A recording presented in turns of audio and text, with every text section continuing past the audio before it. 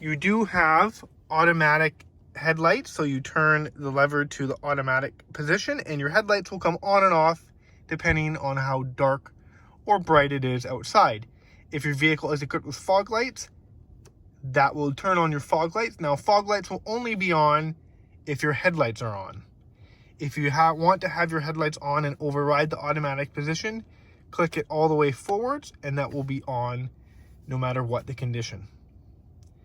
If your vehicle has automatic high beams, you enable the automatic high beam with this button here, and your high beams will turn on and off as necessary.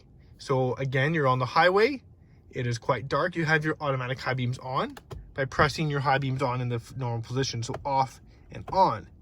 They will dim automatically when there's other oncoming lights or you catch up to someone when you have the automatic function enabled. If you do not want to rely on that automatic function, just leave that off and you can use your high beams like you would traditionally. Off, on, and off.